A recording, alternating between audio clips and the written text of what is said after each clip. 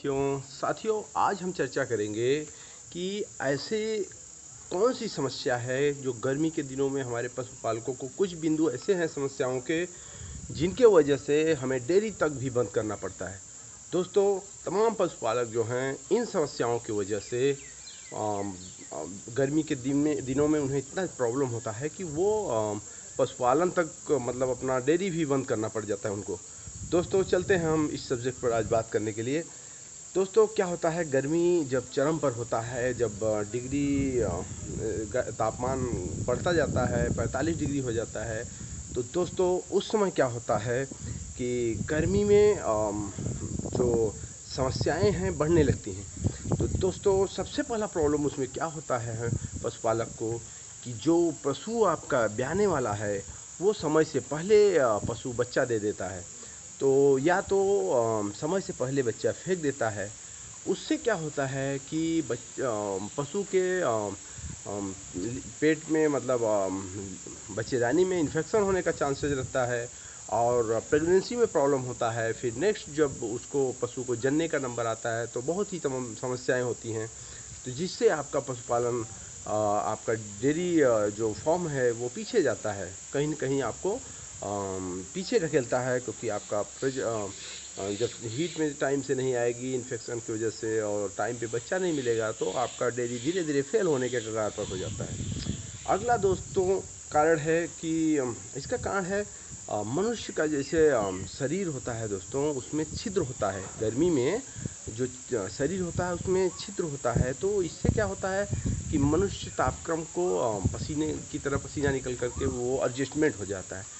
लेकिन गायों का जो शरीर होता है वो उसमें छिद्र नहीं होता है, बल्कि उसमें बाल होता है। जो बाल पाए जाते हैं उसी से वो एडजस्टमेंट करते हैं। तो उनका पसीना नहीं होता है, पसीना मतलब नहीं निकल पाता है उतना, तो इसलिए वो मुँह से उनको हाँफना पड़ता है और तमाम टाइप के उन्हें प्रॉब्लम होता है। मतलब गर्मी को उनको उनके शरीर में गर्मी की मात्रा गर्मी में ज़्यादा बढ़ जाता है। उसके बाद उन्हें गर्मियों में ज़्यादा प्रॉब्लम होता है।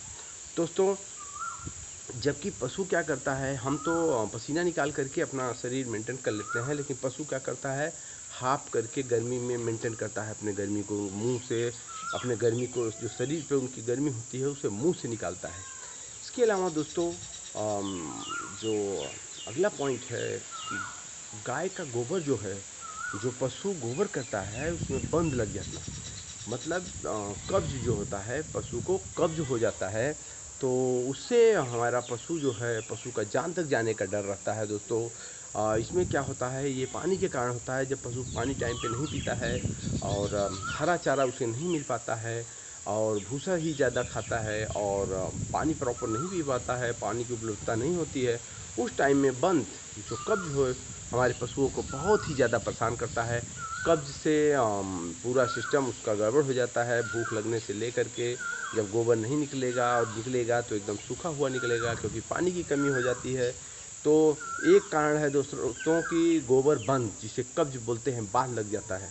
तो इसके वजह से हमारे पशुओं का कई बार जान भी चला जाता है दोस्तों, लापरवाही होने पर। उसके बाद दूसरा प्रॉब्लम है दोस्तों, नेक्स्ट प्रॉब्लम है रिपीट।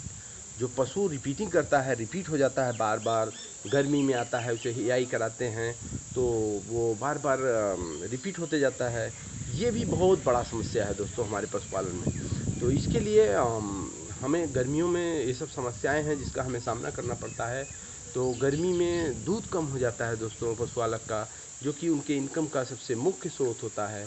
तो उस टाइम पे हमें क्या करना होता है कि अपने पशु को संतुलित भोजन दें। गर्मी में मक्का वगैरह जौ जो है उसे अपने भोजन में पशु के ऐड करें।